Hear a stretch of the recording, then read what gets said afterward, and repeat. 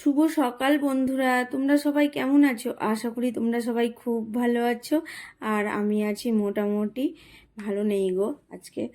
আর এই যে ঘুম থেকে উঠেই ক্যামেরাটাকে অন করে দিলাম। আর এই দেখো বিছানাটা এখন গুছিয়ে নেব। আর কি হয়েছে বলো তো, তোমাদেরকে বললাম ভালো নেই। আমার গালে দেখতে পাচ্ছ, গালটা অনেকটাই ফুলে গেছে।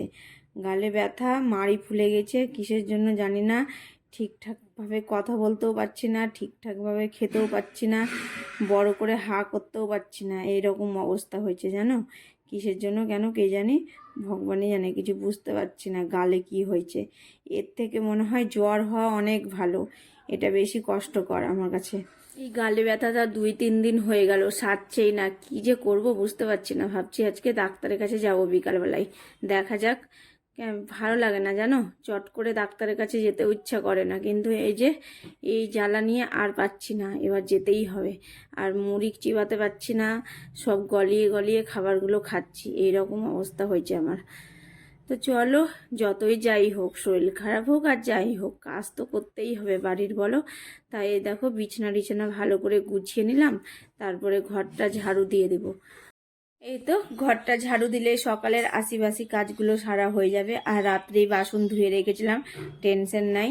বাসন ধোয়ার থাকলে কি ভালো লাগে না, এই সকালে ঘুম থেকে উঠো বাসন ধোও, এই কাজটা আমি রাত্রেই করে রাখার চেষ্টা করি।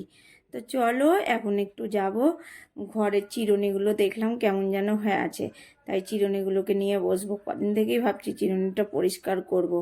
একটা চিরুনির তো দাঁত কোথায় চলে গেছে, তাও ওই চিরুনিটা রেখেছি। 4-5টা চিরুনি আছে, তো যে কটা পরিষ্কার করার করব, আর যেটা বাদ দেওয়ার সেটাও বাদ দিয়ে রাখবো।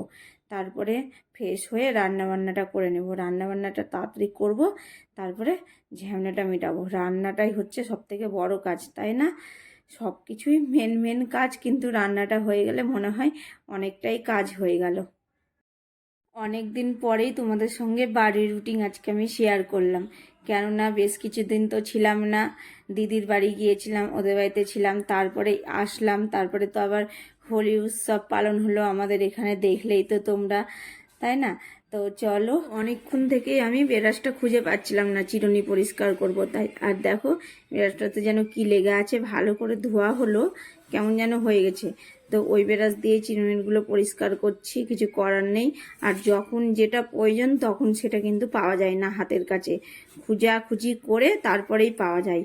আর চলো, এই দেখো আমার চিরুনিগুলো ভালো করে পরিষ্কার করে নিলাম, ধুয়ে এখন একটু রোদেও রেখে দেবো, তারপরে রান্না বান্নাটা করে নেব।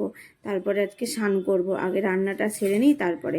আর আজকে কী যে রান্না করা যায় বন্ধুরা, তাই ভাবছি নিরামিষই করব, কেননা হোলিতে কদিন মাংস খাওয়া হলো, আজকে নিরামিষই করলেই ভালো হবে।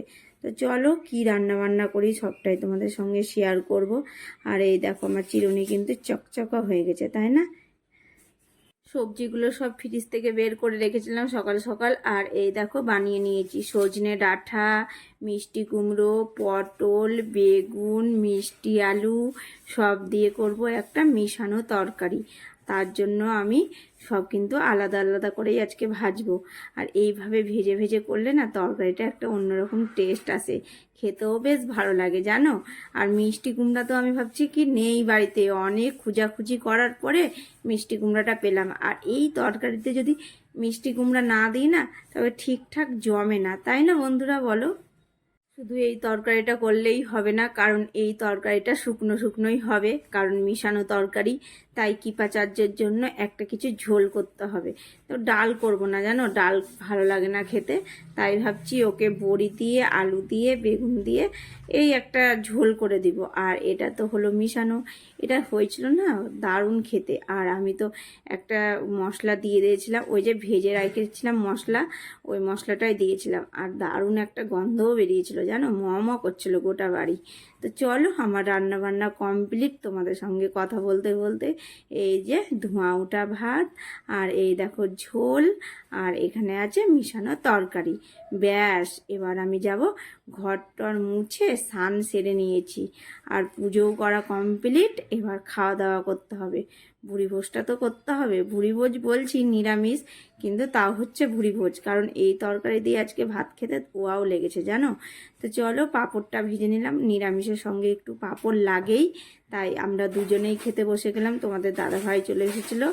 খাওয়া দাওয়া সেরে কিছুক্ষণ রেস্ট নেওয়ার পরে তোমাদের সঙ্গে আবারও দেখা হচ্ছে সন্ধ্যা 7টার সময়। আর এই যে এখনও আমি রান্নাঘরে চাউমিন বানাচ্ছি, চাউমিন বানাতে চলে এসেছি। আর চাউমিনটা গলিয়ে গলিয়ে করছি, আর খুব খেতে ইচ্ছা করছিল, তাই ভাবলাম চাউমিন করে নিই।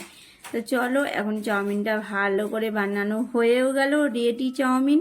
এখন ওই ঘরে নিয়ে যাব আর খাবো। আর জানো, টমেটো সস দিব আজকে, টমেটো সস বাড়িতে আছে। আর একটু ডিজাইন করতে যাচ্ছিলাম টমেটো সসটা নিয়ে, কিন্তু ডিজাইন তো আর করতে পারলাম না, এইরকম। তো চলো গাইস, চাউমিনটা এইরকম হয়েছে। আর আমি আজকে সকাল থেকে সন্ধ্যা পর্যন্ত তোমাদের সঙ্গে ভিডিওটা শেয়ার করলাম।